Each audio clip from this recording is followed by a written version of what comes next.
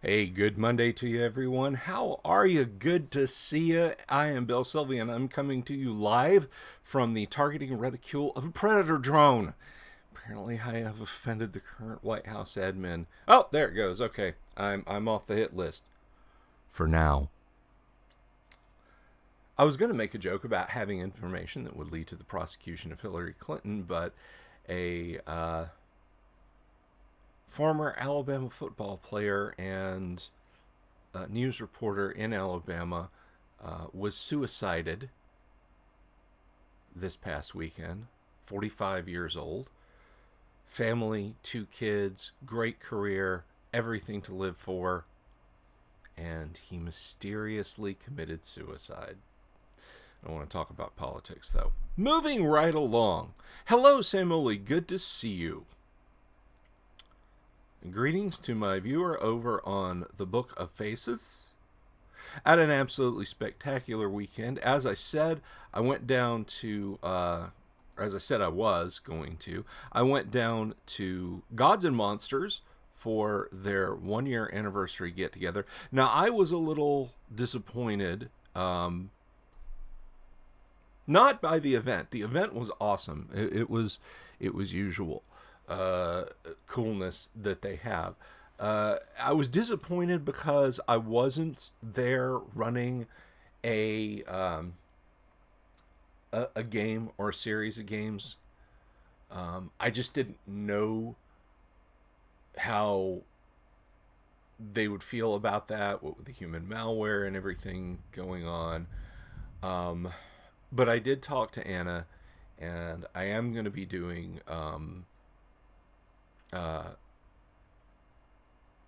Free RPG Day, which is in October. It's like October 13th or 14th. But I'll be down there and I'll be running games. And the fact that Free RPG Day is just stuck in the middle of October is kind of a head scratcher. Free RPG Day used to coincide with Gary Gygax's birthday. And now it's just probably some postmodern punk who doesn't like Gary decided to change it or didn't understand that's what it was for. But whatever. So I will be down there. I will be doing kind of like a mini convention almost there. Well, no, it will be there, but almost a mini convention sort of thing there. All day games, RPGs. Speaking of mini conventions, I just want to check this real quick live with you guys and see. So currently sitting at 664 subscribers. That's nice. If you're not subscribed on YouTube, please go to my YouTube channel, The Dungeon Delver, and click like, click subscribe, because when I hit 1,000 viewers, I will be conducting a mini convention, a virtual mini con.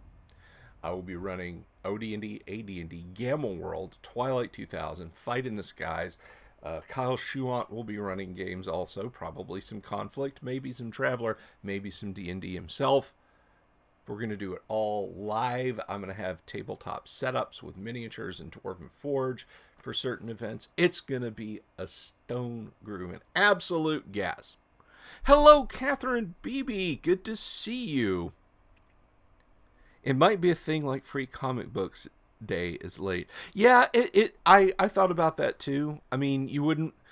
I get that you wouldn't want to schedule it for March or for July and said,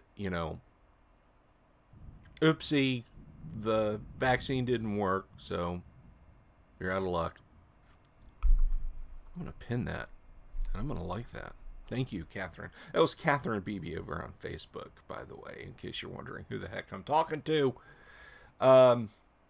But no, it was a lot of fun. It was good to hang around the store without wearing my admittedly cool looking mask.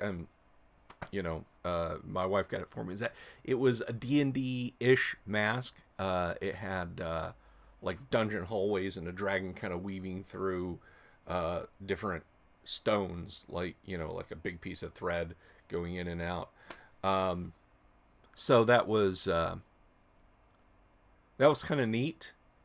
And people say, "Oh, that's very cool looking," but I didn't have to do that, and it was wonderful. I got myself a delicious Sprecher's grape soda, which they don't sponsor the stream or anything, but if you're with Sprecher's and you wanna throw me a sponsorship, that's fine. I love your stuff. But yeah, no, I got a Sprecher's grape, and it was just, it was tons of fun. I was just sad to not have been there. Oh, there goes my light. I was just sad to not have been there. You know, running a game or signing some of the indie adventures I did with Tracy Lesh. That is Tracy and I being there signing stuff.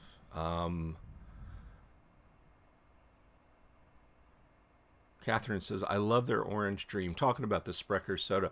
Orange Dream, I love it. Orange Dream could be a little bit more tangy, a little bit more citrusy. I get it that they're going for a dreamsicle, but man, if they just did a straight up orange soda, that would, like, I would hug it. I would adopt it. A Sprecher's orange soda would become my third child. And I would kill it because I would drink them constantly.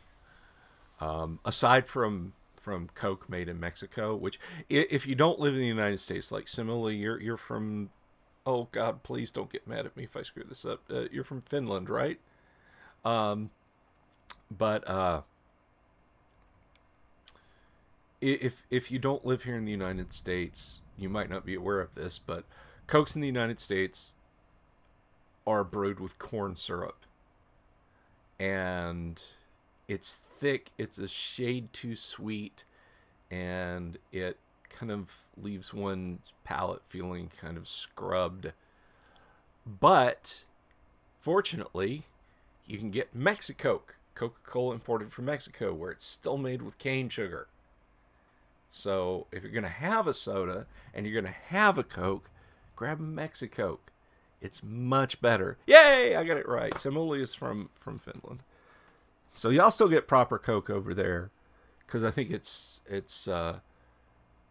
actually I think Coca-Cola in Europe's made in Italy, but I could be wrong about that. But no, the Sprecher's soda. If you got to drink a soda, grab a Sprecher's. And if you're in Orlando and you're looking for Sprecher's, go to Gods and Monsters. Go to Vault 5421 and say, Sprecher's me. Well, maybe don't say that. But it's phenomenal stuff. It's really tasty stuff. So I got one of those. Hey, Cerulean, good to see you. And I thought about buying a brush kit. I passed on the brush kit just because I still have a lot of good usable brushes. I have brushes I haven't used yet, so I held off on that. But man, they had a lot of cool stuff at Gods and Monsters. Still have a lot of cool stuff at Gods and Monsters. And it was wonderful to see it all, and to see Todd and Anna, who are wonderful, wonderful people. Certainly Knight says, I came and it was corn syrup. Is my video on YouTube? Yes, my video is on YouTube. Let me copy that link. If you want to watch me on YouTube, that's fine. I don't mind. So for my Facebook friends, I had a question from Maxim there. So there's the link. You can watch us on YouTube. And if you're not subscribed to me on YouTube, come over and subscribe to me on YouTube, because as I've been saying, Maxim, when I get 1,000 viewers, I will be hosting a mini convention. That's right. I will be hosting a mini convention, virtual, because I know we've got people all over the place. But myself, Kyle Schuant, we will arrange a day, and we will run this thing. when I reach 1,000 subs on YouTube. That is my 1,000 sub promise. Now that's a pretty high bar, setting up to do a mini convention. So, you know, it may be that you know, if I ever get like lots more viewers over that, like I'll have to come up with something. A real life convention. Shit, what have I done? Oh my goodness. So yeah, I'm looking forward to doing that for you guys. I hope that happens soon. Hello, just a passerby. Boy, I'm getting the whole gang together here.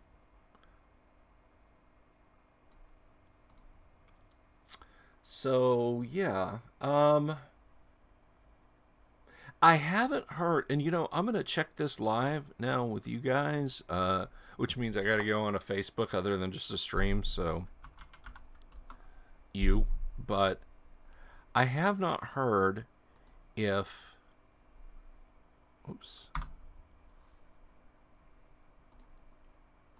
if Jim Ward has relisted his manuscript for Deities and Demigods. Just zipping down through it.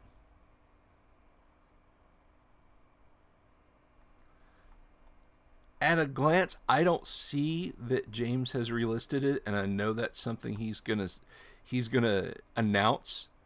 You're quite welcome, Maxim.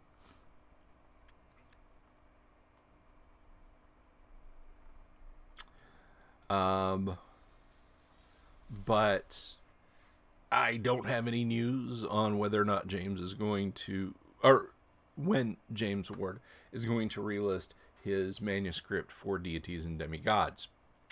But I would imagine it will be soon. Cerulean says, the Minicon is probably the best sub-celebration I've heard of. Well, it's not just the Minicon. At 1,000 views, I will do a face conceal. You won't have to look at me anymore. I'm just kidding. Get myself a Bane mask. Because, you know, I didn't get enough of wearing face masks for 14 months. But how cool would that be if I did my live streams and videos as Bane from now on? Of course! You merely adopted Dungeons and Dragons. I was born into it. I didn't see a skill system until I was a man.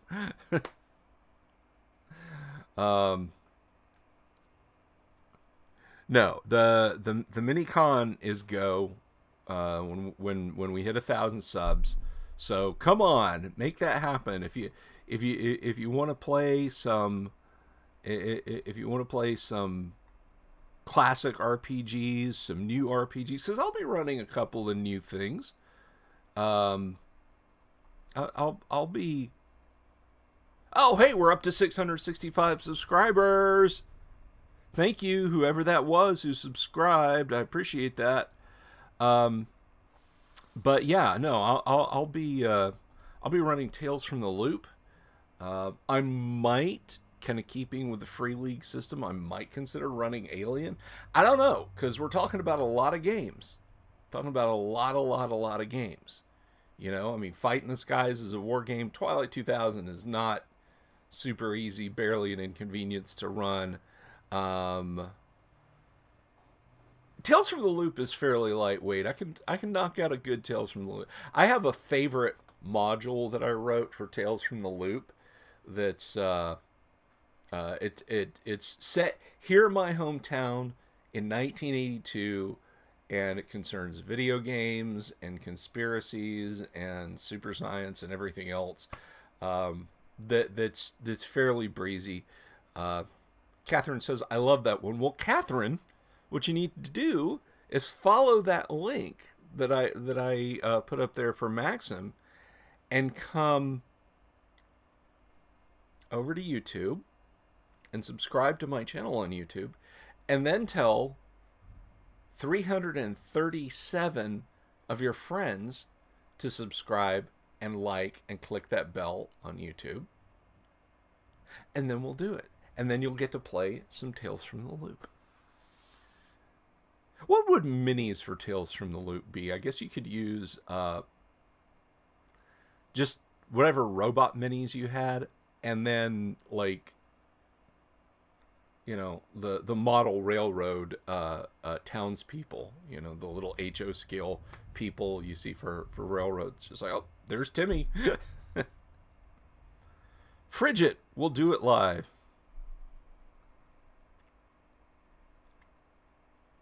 Thank you, Maxim. Thank you for subscribing. I appreciate that. That was awesome.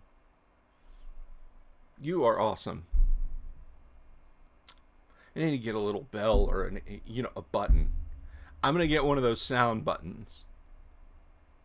So there's the question of the day. If I got a sound button to react every time I get a new sub, what sound should it be? I won't admit, tech YouTuber Austin Evans, who has like 20 million subs. Austin, can you spare could you just tell 300 of your subs to come over here and subscribe to my channel? But he had one for a while, and you can get any word, and just like it's, if you remember, Office Depot had these big buttons that you could push, and they'd say that was easy. Well, there was a company that was making them, and you can have them say any word. And they got one that said nut in this robot voice. So, like, you know, they'd open a box, and it's like this great gaming PC. Nut, nut, nut. It's very funny. Should I get a nut button? You guys tell me. Hey, James Keck. Good to see you. Love your observatory. So what are we going to do today? You know, I've run my mouth now for like 15 minutes about nonsense. Hello, KDMH. Boom. I should get a boom button. So that was easy button, a boom button. A lot to think about. Just get it and put it on the wall over here next to Trace. Now I want it where I can reach it easy. Like maybe I'll just have the webcam pointing at it. Just, I see a new sub. That was easy. But I'll figure it out.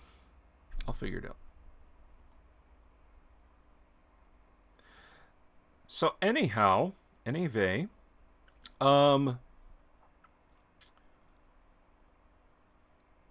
sorry, my neck's a little stiff. Yeah, now I've talked for almost 18 minutes. Today, we're going to boldly go where you guys have probably not been before. We're going to talk about a role-playing game that encompasses the essential lore and mythology of one of my favorite television shows, and indeed science fiction franchises of all time. For indeed, even though I shut out later things, it is a franchise because it spans multimedia just by itself, and that is the FASA Star Trek, the original series role-playing game. Which at the time that this was released, it was just Star Trek the role-playing game, because TNG wasn't a thing. This was a box set that came out in 1980. I believe.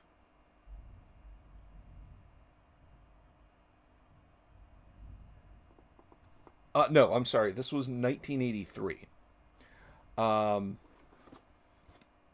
And this was a rather chunky box set. Him's a chunky boy. This is about as thick as a basic D&D set. This copy is in pretty good shape here. This comes to us from the Scott Rutter RPG library. Thank you, Scott. May you rest in peace. And this is one I always looked at and thought about getting, but never picked up, because I thought, well, who's going to want to play, who's going to want to just be Captain Kirk or Mr. Spock without fully apprehending you can play other characters. You can make up your own characters, of course, because what would a role-playing game be without that?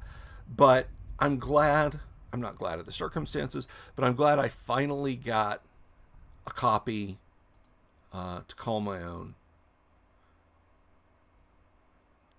James says, yep, tried that years ago. We didn't stick with it. Went to Star Wars from WEG. But both have great merits, but let's talk a little bit about this. We're going to do a deep dive episode on this too. I don't know if we'll do it tomorrow, but we're going to take a look generally at the box contents. And I say generally because unfortunately this box is not 100% complete. It is missing an element, and we'll get to that in a minute. So I have it all standing up nice on display here, and you guys can't see it because I forgot to set up my little camera, because it's a smart thing to do. But so on the front we have kind of an okay-ish painting, and I'm not sure the artist there. That's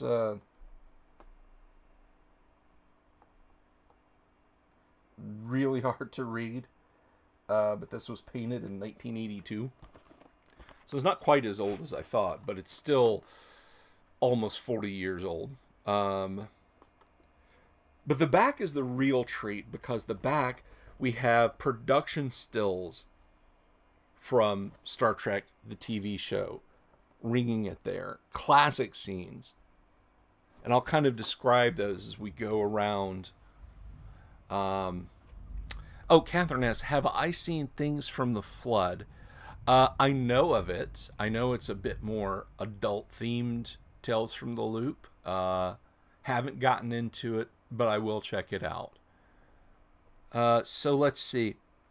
We'll say up at the 11 o'clock position, we have, of course, the classic triad, Kirk, McCoy, Spock. Lieutenant Uhura looking over to say, man, this is bullshit. And then we have, at the 12:30 position, we've got, our favorite backup characters, Sulu and Chekhov. And then over at 1 o'clock, we have, well, here, I'll point to them. We have McCoy and Nurse Chapel. We have Kirk and pretty much the whole cast, and sadly one disposable lady red shirt there. Spock in a scene from, this is either That Which Survives or it's the Galileo 7, which is, the Galileo 7 is hands down one of the best episodes of Star Trek.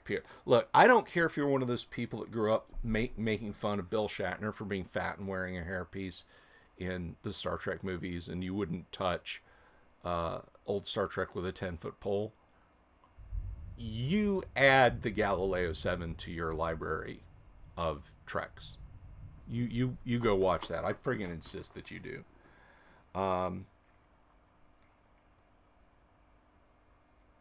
Kind of a miscellaneous action shot where looks like Kirk's been taken down by some Klingons. That looks like a disruptor in hand there. Then we have the shot of the junk in the trunk of the Klingon D7. A glamour shot of what you get in the rule box there. The Enterprise firing phasers.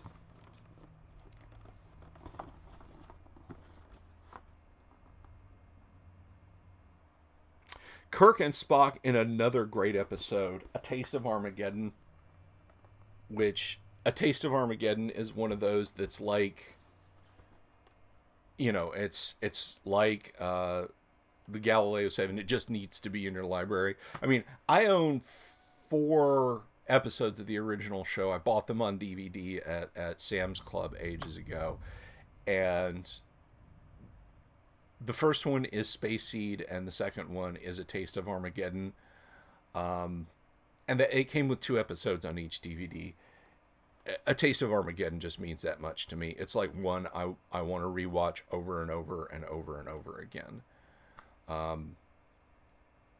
Basically, it's people playing playing Warcraft with the lives of their citizens on each planet, just willingly sacrificing them so their cultures aren't destroyed in a war, but people are still slaughtered by the tens of millions every year, and they're okay with this. Oh yeah, no, we've civilized war. And Kirk's like,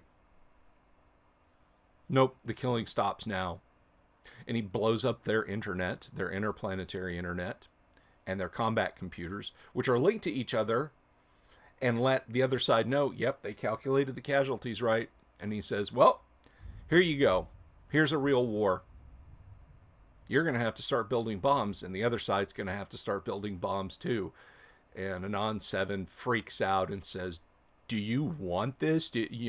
What kind of a monster are you where you would kill billions of people? And he says, oh, you said it yourself. I am a monster.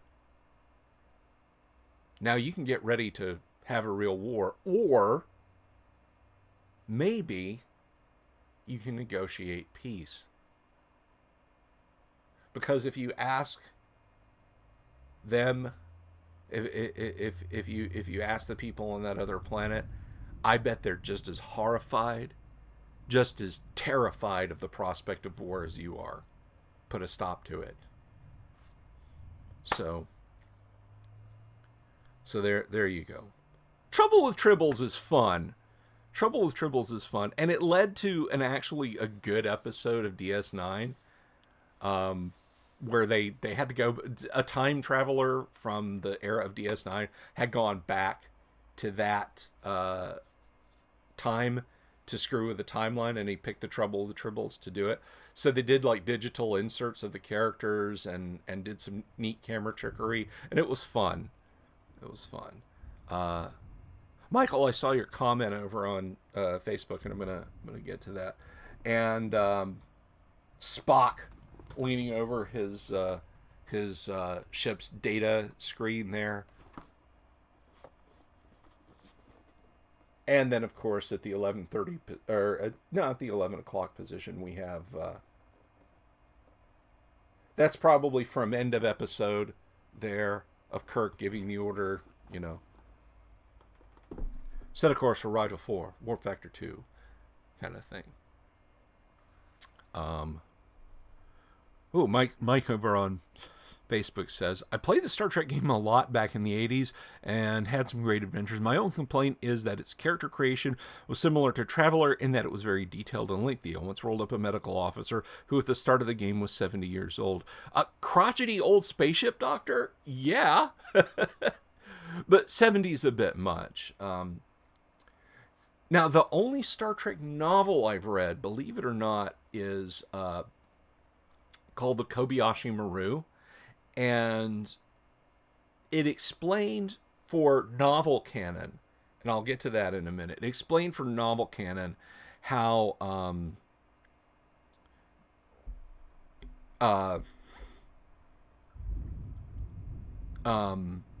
each officer on the Enterprise beat the Kobayashi Maru.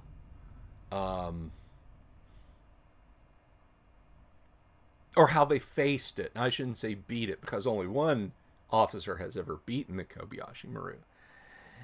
And in the novel, and the test isn't always the same. It isn't always rescue the Kobayashi Maru, although 3 of the 5 short stories about it have the characters facing the Kobayashi Maru. Kirk, of course, and Scotty and Sulu, but Chekhov and, well, maybe it was just 4. Maybe it was just Chekhov. I think it was just Chekhov. Chekhov's Kobayashi Maru is they go to a disused space station in orbit around the moon and basically have to play a LARP of Clue, figure out who a killer is. And the thing about it is, it's an attempt to test the ability of a captain to trust when there's nobody he can trust, and there is technically no real killer. And it's an interesting book. It's an interesting book. But I told you that story to tell you another one.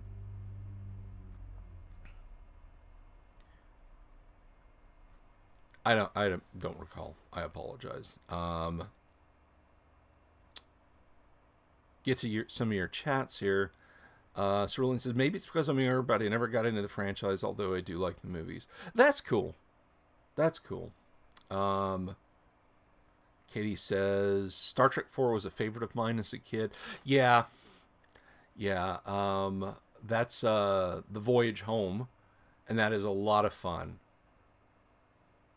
Well, double dumbass on you. Cerulean says, that's my favorite, but I prefer the series of Wrath of Khan. Wrath of Khan is the best Star Trek movie ever, and I will fight anyone who says otherwise. The Wrath of Khan was everything that Star Trek the Motion Picture wasn't. It was warm. It was the command crew and officers as friends. It was dramatic. You were emotionally invested in it. It really represented the best that Star Trek had to offer. That is the high watermark of Star Trek. People say, like, oh, the Battle of Wolf 359 and, you know, the second Star Trek the Motion Picture movie and or Star Trek the Next Generation movie. No, trust me. If you haven't seen it, rent Star Trek The Wrath of Khan. Set aside the meme about Shatner yelling, Khan! And understand the context of it. Just, love that.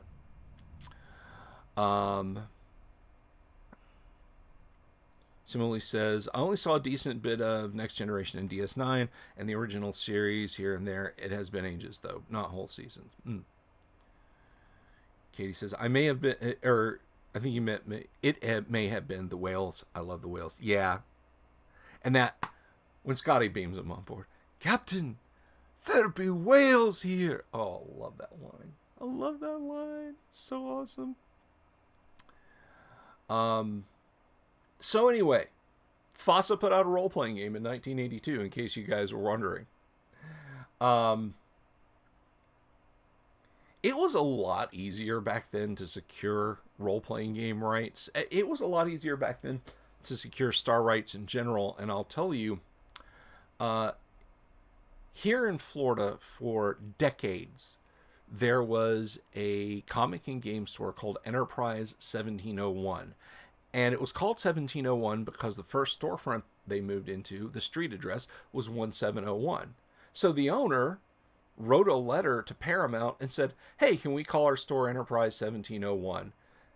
And they basically sent him some paperwork and said, yeah, you can't call it, you can't call it, the Star Trek store. You can't, like, say that you're affiliated with Star Trek, but yeah, you can call it an Enterprise 1701. And that, it was that easy. I mean, now you'd have lawyers up your butt and down your throat and in both ears, and it wouldn't work. So a little comic shop around Orlando for about 30 years was called Enterprise 1701. And they got bought by a 3-store chain based out of the Carolinas called Sci-Fi City, when they were at their largest, and they moved into a massive storefront in a strip mall. They took a space that had previously been occupied by, like, one of those giant auto parts stores. So they had just a colossal amount of floor space, and it was the place to be seen. Like, local talent that had nothing to do with science fiction would just show up there because nerd culture was really starting to blossom in the early 2000s. But they've contracted seriously over the years, and, losing the appeal of being called Enterprise 1701. And there's far better shops now, Gods and Monsters among them. Well, no, Gods and Monsters is them. What I'm saying, among them, it is it. So, yeah, that's that's a sad story for another time. But you could buy Star Trek: The Role Playing Game at Enterprise 1701, which is an interesting bit of serendipity, don't you think? Let's take a look at it. Let's do a cracking unboxing. So in this big chonky box, according to the back, the basic rule book, this 128-page, 2-color, 8.5 by 11 book contains all the rules needed to create and play a Starfleet character. Rules for man-to-man combat, starship combat, planetary generation, and culture and alien generation are also included. This book is heavily illustrated with pictures from the TV series, worth the price of admission. Adventure book. This 56-page, 8.5 by 11. I don't know why telling us the measurements of it was important, but there we are.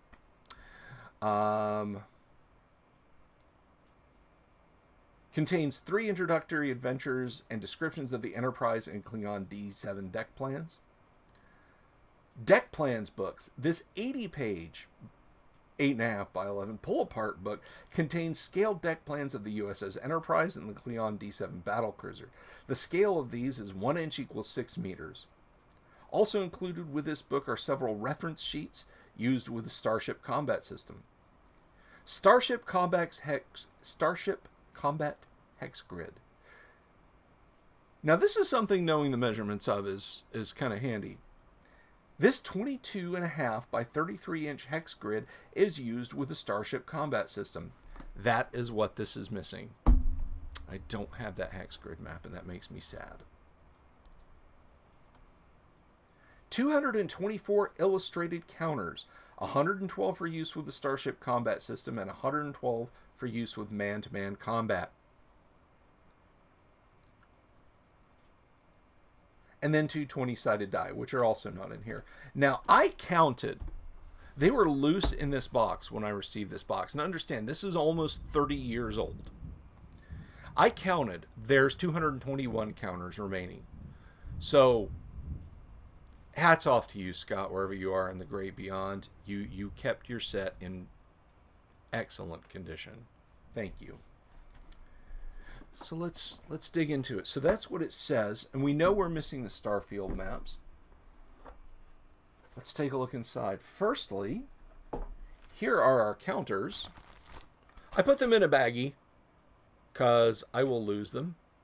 And we've got stuff like there's a planet counter and a shuttle counter and a Klingon battlecruiser counter, Enterprise counter, and some people and whatnot. And by the way, in case you're wondering, the company AMT put out miniature starships for Starfleet battles, which this is not Starfleet battles. This is not Starfleet battles, but AMT put out miniatures. They were about it. Enterprise was like about that long, for example, that you could use with this. But FASA later released their own miniatures, which were actually about the same size, and you could use them interchangeably between SFB and TNG or STTRPG. Nick says, I had this as a kid. Some of the backstory that came up with it didn't canonically exist then was pretty good. Yes, that I'm gonna get into that, Nick. Thank you for bringing that up. So here is our rule book, and it is a thick boy. Now I don't care what you think about FASA in general. When they were on, man, they were on. They were absolutely positively on. And this is a case when they were on. And we have character write-ups for, here's Kirk and Spock and Sulu.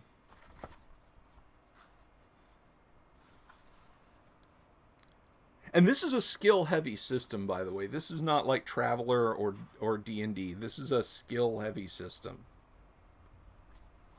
Klingon.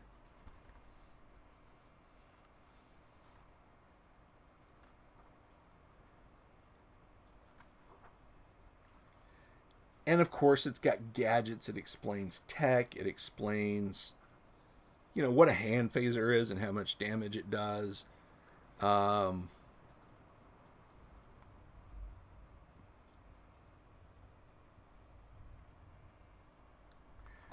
just lots of good stuff and lots of stills from the shows as promised. Um, and starship combat and character generation, all that is covered right here. Hey Nick, if you still got your if you still got your star battle maps, send me a private message. Maybe we can make a deal. And as promised, here are charts for the. See, this is not kidding around. People that say like, oh man, Starfleet battles, that's a headache to run, but we got the Star Trek RPG. Yeah, running Starship battles in Star Trek the RPG is no joke. Look at these tables that you have to slide counters around.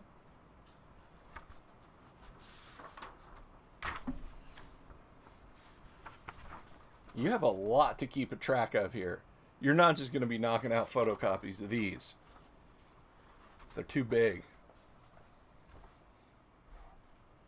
And what else have we got? Oh, the blueprints, the pull-out sheet blueprints. Now, I haven't counted these. I don't know if everything is here. This feels pretty substantial, like this might actually be everything. But this is that pull-apart book. And we have blueprints for the Enterprise.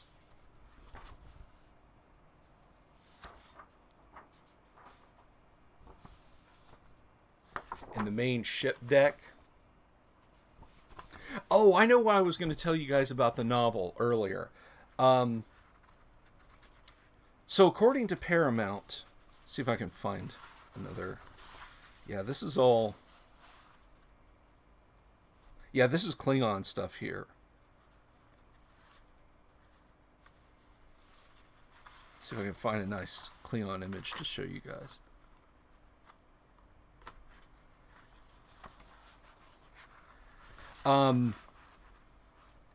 Yeah, here we go.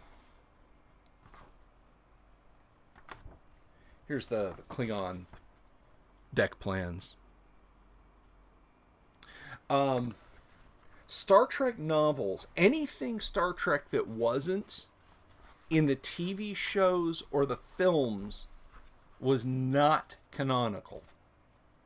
Even novels published by, I think it was Ace Science Fiction, explicitly permitted by Paramount, was regarded as non-canonical. Only the things that happened on the show and in the movies counted as canon. So, the Kobayashi Maru novel that I was talking about earlier did not count. And the reason I was going to mention it is Michael Miraglia mentioned a doctor who had 70 years old. One of the problems facing Sulu that weighs heavily on his mind as he's trying to make the command decisions to pass the Kobayashi Maru is that his grandfather, who's like 150 in the book, but like he goes surfing with Sulu regularly. And they wipe out, they're far out at sea, and they have to like swim back to this rocky promontory off of San Francisco, and are just having a fine old time. But Sulu's Sulu's grandfather is dying of a rare form of cancer that they can't treat with super magic tech that exists in the Star Trek universe. And he's very distraught about this. But again, he's 150 years old. So your 70-year-old medical officer might not have looked much older than I do by the time of Star Trek. If you go with that. And Nick says some of the stuff that they came up with didn't exist canonically. That's very true. They published a book, a supplement for Star Trek the RPG called The Klingons, that covered all aspects of Klingon society that absolutely did not mesh with anything they did on TNG when they took larger explorations of Klingon society. I think my wife still has a copy of it, but there is a Klingon to English dictionary. And the people who wrote it created an entire Klingon language that doesn't mesh up with the Klingon language that the showrunners came up with. But it's all cool. They accept it all. They're just like, but it's not canon. You know, if you want to do that in your recreation societies or whatever, that's all good. Just understand, it ain't canonical. So, think of that what you will. Star Trek The Motionless Picture. Yeah. Thank you, Paul. I thought you were already subbed, Paul. Let me see. See where we're sitting at, and then we'll dive back to this. A little commercial break here. Ah, 666. 666, the number of the beast. So I have 666 subs now. Yay!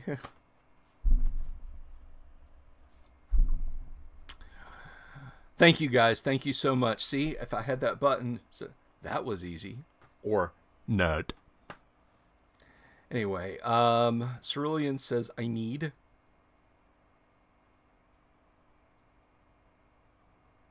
Oh, I see. Sweet tables. I need games with them. Yeah. Yeah.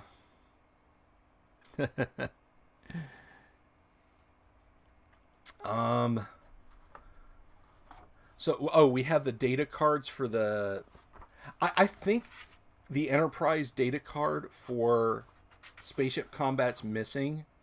So we have the Orion Blockade Runner, Tholian Spinner class, Gorn Cruiser, Nelson class Scout, Klingon D7 Battle Cruiser, and Romulan Bird of Prey. So unless it's elsewhere, I don't think we have the chart for the Constitution class, which is what Enterprise was. Although the class was later renamed to Enterprise class. And then we have the module. Now this is kind of like your prize in the box of Cracker Jacks, because this is not one module. This is 3 modules, and the modules are Ghosts of Conscious, Again Troublesome Tribbles, and In the Presence of Mine Enemies. And the designers of this are Guy W. McLemore Jr., Greg K. Posen, Poehllein. I'm sorry, I don't have Raiders on. And David F. Tepool. Illustration and drawings, Mitch O'Connell, Jordan Wiseman. Graphic design, Jordan Wiseman. Editor, Helena Zepp.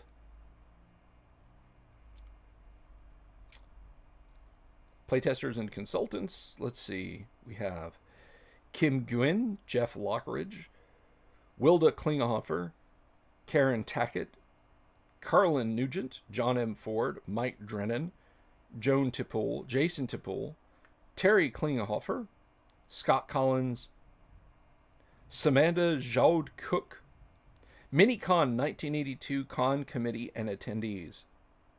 Special thanks to Ken Ballard of ABC Hobbycraft for putting up with all the foolishness. So you get 3 adventures.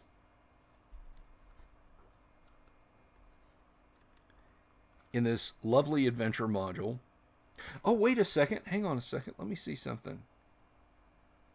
Is this...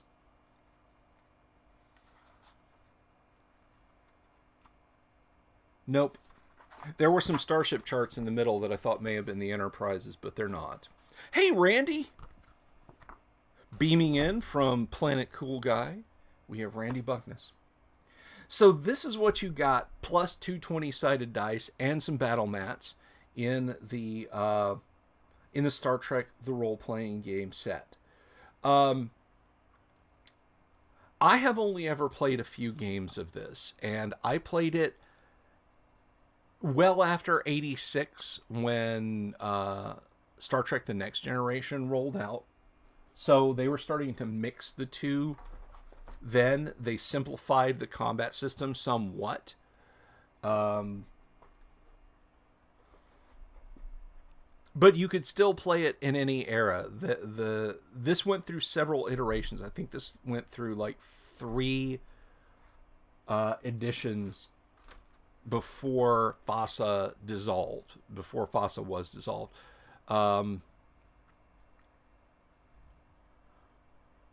But I think FASA, and I could be wrong about this. I could have my wires crossed. But um, I'm gonna tell a story here that I'm pretty sure is true. And if I've got this wrong, if you know better, please let me know. And we're gonna do a deep dive into the rules and maybe even like gen up a character uh, another time with Star Trek. Maybe we'll do it tomorrow.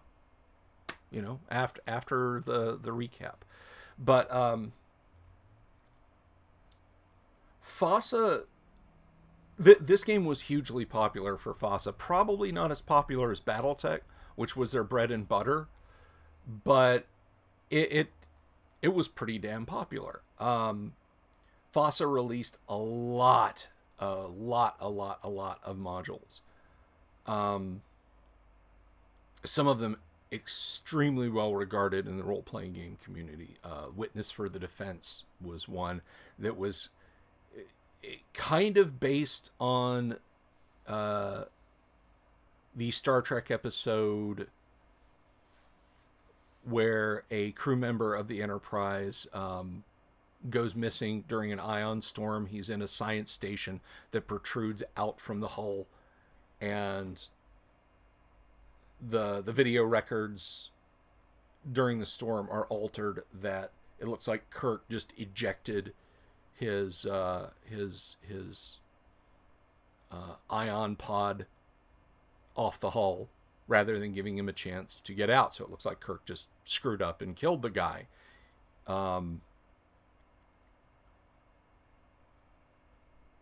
But yeah, there were a lot of well-regarded modules. The problem came when FASA got so big and these modules and adventures were so popular that FASA kind of on the down low began to push them as canon. They started straying from Star Trek canon and basically muddying the IP waters for Paramount. Now, Paramount, CBS, whoever ran Star Trek just as easily could have kept telling people this is not official.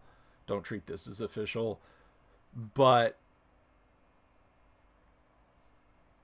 even in the late 1980s, early 1990s, it was increasingly more difficult for FASA or for Paramount to reach out to people. I mean, there's no email, no bulletin boards were for propellerhead nerds like me, and so.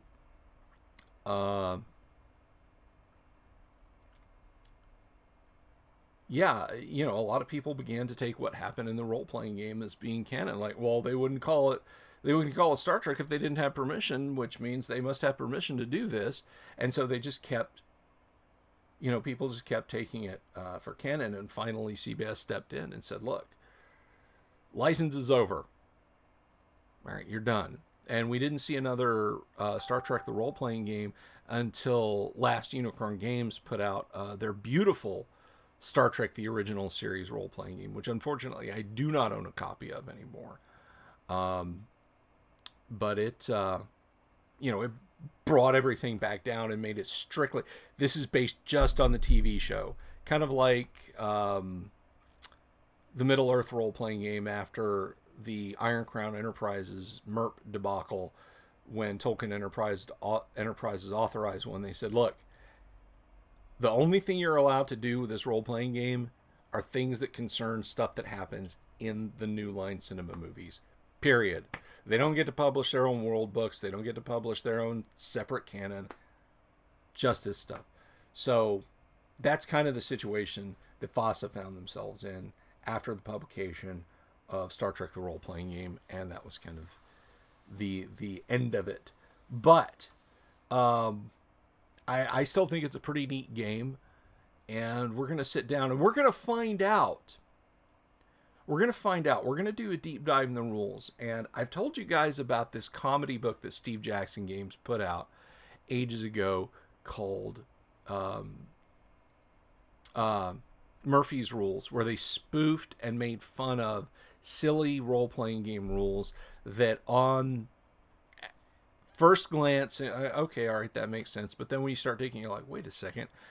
And so the joke, for lack of a better term, is that phaser rifles, which the phaser rifle or heavy phaser or phaser 3 only showed up once in Star Trek, and it was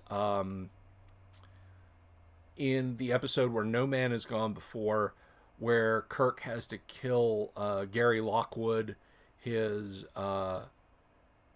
second in command, or not his second in command, but his friend, who's the helmsman of the Enterprise, because he gets phenomenal cosmic powers, and goes full Akira on everybody, or full Tetsuo from Akira on everybody. And Kirk is stalking him on the surface of a planet, and he's got this big, bulky looking weapon, and it's a phaser rifle. And the contention in Murphy's Rules was that the phaser rifle did less damage than a bow and arrow in Star Trek: The Role-Playing Game. We're going to find out. We're going to look that up, and we're going to find out if, in fact, a bow and arrow in Star Trek: The Role-Playing Game does more damage than a phaser rifle. Although I do posit that even if it does, a phaser rifle can fire thousands of shots from a power pack. A bow and arrow is pretty much limited to maybe a dozen or 3 dozen arrows if you can carry them. But then, of course, if you can kill the guy carrying the phaser rifle before he kills you because you're doing more damage to him, then I guess it doesn't matter. But we're gonna find that out. We're gonna look at that when we do a deep dive into the first edition Star Trek: The Role-Playing Game rules, and we're gonna see what that's all about. So yeah, that's gonna be fun. And we'll just go through and we'll have a final time. We'll make a character. Maybe we'll make 2. It depends. I don't know. It'll probably be fine. But anyhow, I'm just giddy. 3 new subscribers today. That is awesome. Thank you, guys. Thank you so much for subscribing. That makes me so happy. And for those of you who might just be tuning in now, maybe you don't know this, maybe you haven't subbed. When I reach 1,000 subscribers, which is not that far away, I can see it. I can see the light of the 1,000 subscriber sun just starting to peek over the horizon. It's not quite up yet, and maybe that's sort of false dawn. But when I hit 1,000 subscribers, I'm going to be running a virtual mini convention. So Randy over there on Facebook, if you're not already, come over here to YouTube. I've linked it in the chat. I'm going to link it again just because that's the kind of guy I am.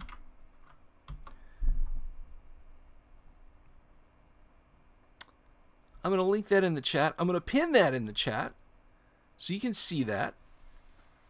Come over to YouTube. Click subscribe. Click that bell notification. Go back and watch all my old videos if you want. Because when I hit 1,000 subs, when I hit 1,000 subscribers, I will be hosting a virtual mini-con. I will be running many role-playing games. Now, Randy, I'm appealing to you. I'm putting you on the spot again, bud.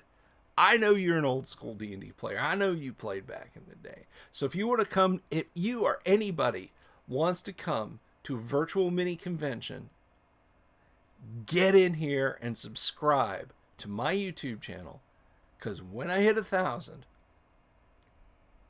it's convention time, boys and girls. Hell, I may even try and come up with some swag to send out, some virtual swag probably. But we'll see. We'll see. But I think we're going to wrap up there today. My stomach thinks my throat's been cut, so I'm going to go eat some lunch. You guys have an absolutely marvelous day. Thank you again so much to the folks who subscribed today. That was Paul. That was, let's see, who was that? Maxim. Thank you, Maxim. Maxim, you have a cool name. So thank you, everyone, for being here today and for hanging out with me. It was most excellent talking about Star Trek history and the role-playing game. We're going to do a deep dive into that tomorrow, and maybe do a little character generation. You guys have an absolutely fantastic day. I appreciate you all. Whether I have 1 sub, 1,000 subs, 10,000 subs, I love you all, and I appreciate you for it. So have an absolutely stellar day, and I'm going to talk to y'all later. Peace. Peace.